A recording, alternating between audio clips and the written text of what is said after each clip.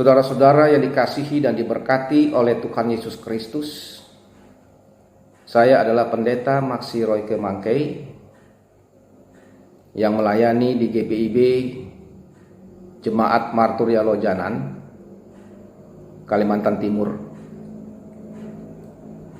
Saya akan membawakan renungan firman Tuhan melalui ibadah Morning Night Call, khususnya dalam ibadah renungan malam tanggal 4 Agustus 2020. Sebelum kita mendengarkan pembacaan dan pemberitaan firman Tuhan, mari kita berdoa mohon bimbingan kuasa Roh Kudus. Mari kita berdoa. Ya Allah kami, Allah yang kami imani di dalam Tuhan Yesus Kristus, kami bersyukur kepadamu atas penyertaan dan pemeliharaanmu sampai saat ini. Sekalipun menghadapi berbagai tantangan hidup, baik sebagai umatmu dan sebagai pelayan-pelayanmu, tetapi kami percaya bahwa Tuhan selalu menyertai kami. Tuhan yang mengasihi kami selalu menopang kami dan menguatkan kami, agar kami dapat melaksanakan tugas dan tanggung jawab kami sebagai umatmu dan sebagai pelayan Tuhan. Demikian juga dalam pemberitaan firman Tuhan dalam ibadah ini. Biarlah firman Tuhan ini memberikan penguatan, penghiburan bagi kami dalam melaksanakan kehidupan kami sehari-hari. Berfirmanlah ya Allah, karena umatmu sudah siap untuk mendengarkan firman-Mu. Amin. Saudara-saudara yang dikasihi dan diberkati oleh Tuhan Yesus Kristus, pembacaan dan pemberitaan firman Tuhan terambil di dalam surat Yohanes yang ketiga, pasal 1 ayat 9 sampai dengan ayatnya yang ke-10. Demikian firman Tuhan. Aku telah menulis sedikit kepada jemaat, tetapi Diotrephes yang ingin menjadi orang terkemuka di antara mereka tidak mau mengakui kami. Karena itu, apabila aku datang, aku akan meminta perhatian atas segala perbuatan yang telah dilakukannya. Sebab ia meleter, melontarkan kata-kata yang kasar terhadap kami. Dan belum merasa puas dengan itu, ia sendiri bukan saja tidak mau menerima saudara-saudara yang datang, tetapi juga mencegah orang-orang yang mau menerima mereka dan mengucilkan orang-orang itu dari jemaat.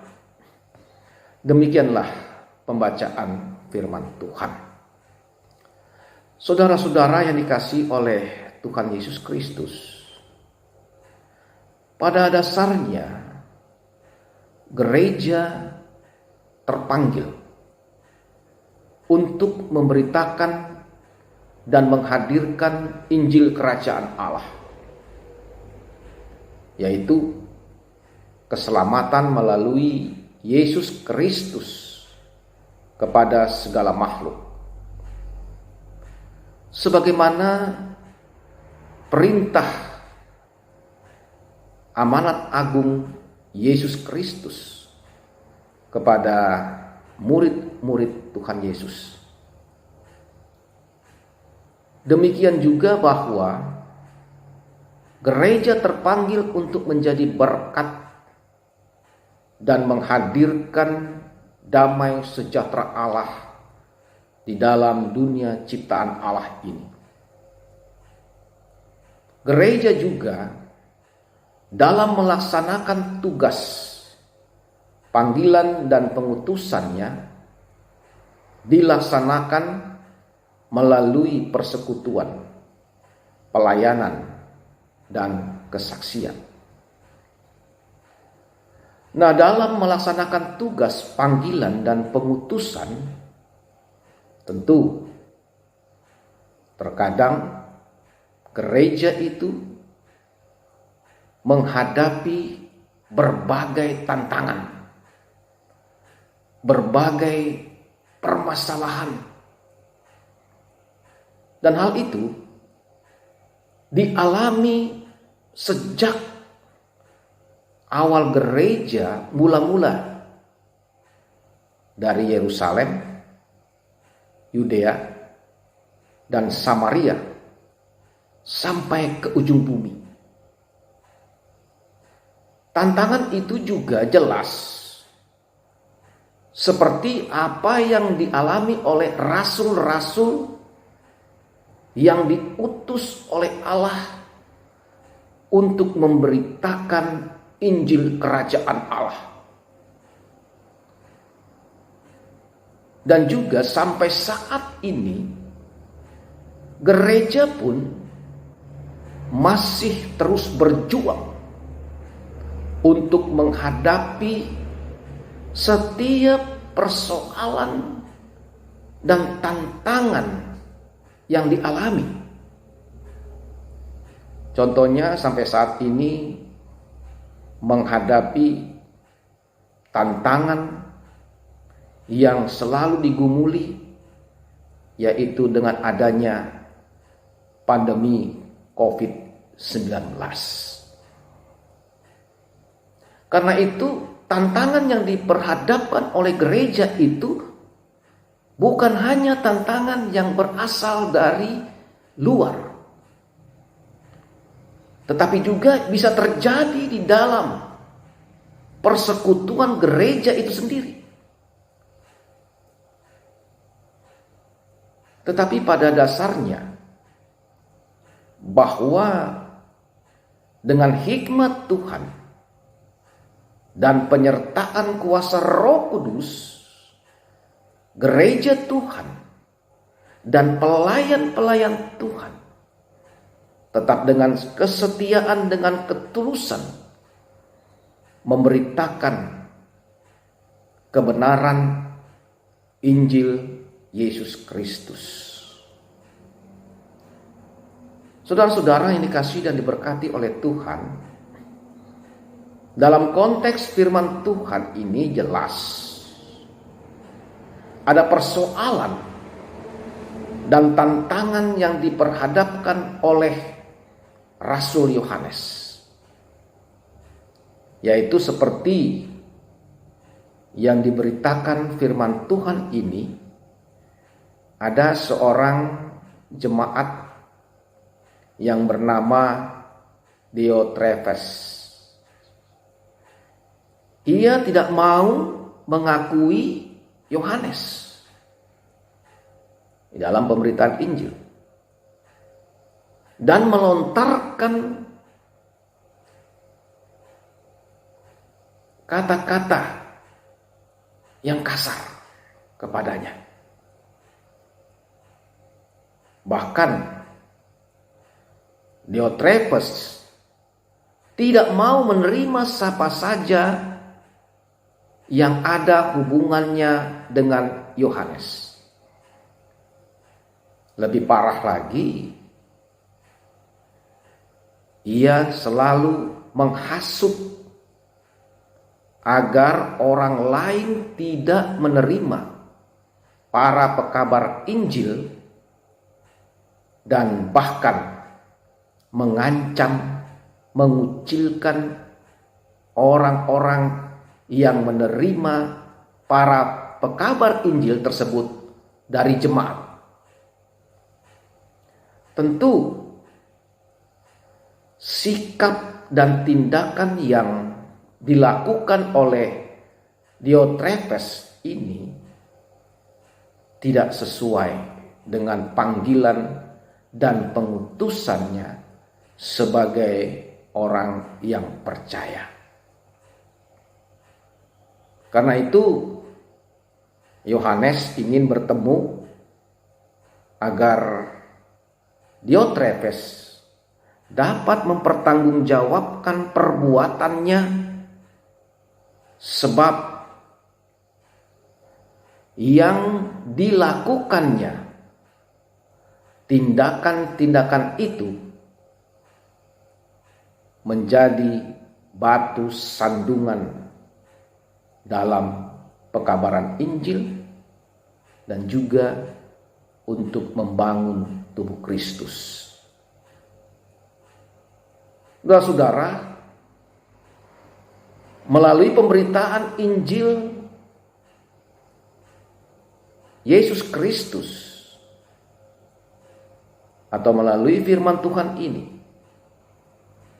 kita diingatkan sebagai warga gereja agar tidak melakukan seperti perbuatan yang dilakukan oleh Diotrephes. Dan marilah kita sebagai orang-orang percaya diajak untuk memiliki kerendahan hati sebagai umat pilihan Allah.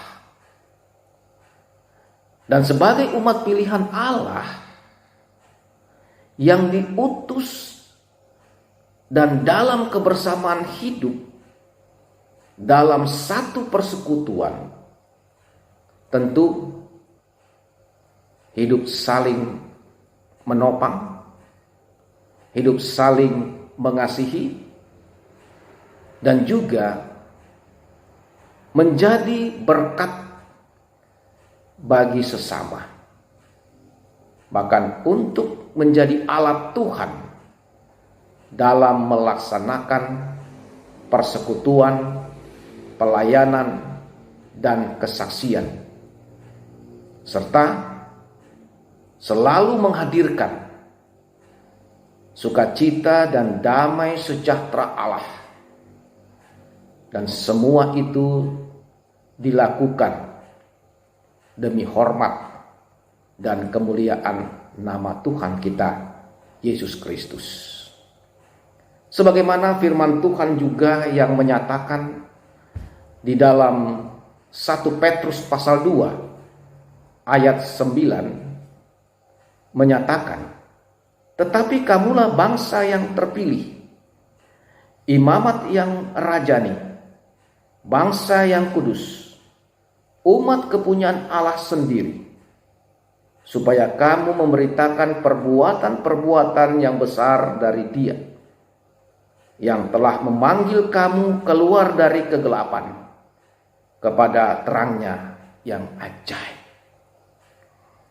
Saudara-saudara yang dikasihi oleh Tuhan Yesus Kristus, sebagai orang-orang yang percaya, tentu di dalam melaksanakan tugas dan panggilan kita, tentu kita melaksanakannya dengan kerendahan hati dan senantiasa dalam kehidupan beriman kita selalu menjadi berkat bagi sesama. Bahkan di dalam setiap melaksanakan pelayanan, persekutuan, dan kesaksian. Dan juga menjadi berkat di tengah-tengah kehidupan keluarga kita masing-masing. Sehingga sebagai orang yang percaya kepada Allah, senantiasa dalam penyertaan dan di dalam bimbingan kuasa Roh Kudus. Kiranya firman Tuhan yang telah kita dengar ini menjadi berkat dalam kita menjalani kehidupan kita sehari-hari. Terpujilah Kristus, firman yang hidup. Amin. Saudara-saudara yang dikasihi dan diberkati oleh Tuhan, marilah kita bersatu di dalam doa. Kita berdoa. Bapa di sorga, Allah sumber keselamatan di dalam Tuhan Yesus Kristus, kami bersyukur kepadamu. Firman-Mu telah diberitakan. Itu semua adalah tuntunan dari kuasa Roh Kudus.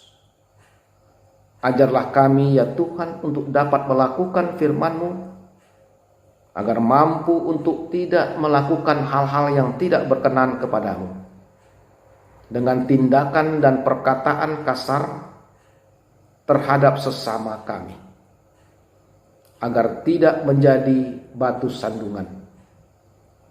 Kuasai hati kami dengan kuasa-Mu, sehingga dalam menghadapi setiap persoalan dan tantangan hidup, selalu mengandalkan hikmat Tuhan, dan hidup kami selalu berkenan kepadamu.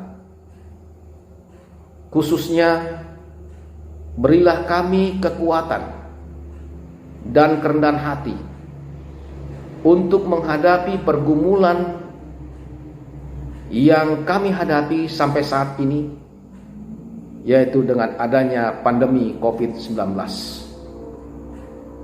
Kami percaya bahwa Tuhan Allah kami senantiasa menyertai kehidupan umat-Mu, dan kami senantiasa memohon kepadamu ya Tuhan, agar kami tetap dalam pemeliharaan-Mu dan selalu diberi kesehatan untuk melakukan kehidupan kami, untuk melakukan panggilan dan pengutusan sebagai umat yang percaya kepadamu, dan juga menjadi berkat dalam persekutuan untuk melakukan tugas kami dalam pemberitaan Injil Yesus Kristus. Terpujilah nama-Mu ya Tuhan. Inilah permohonan doa kami, yang kami naikkan hanya di dalam nama Tuhan Yesus Kristus, adalah Tuhan dan Juru Selamat kami. Amin.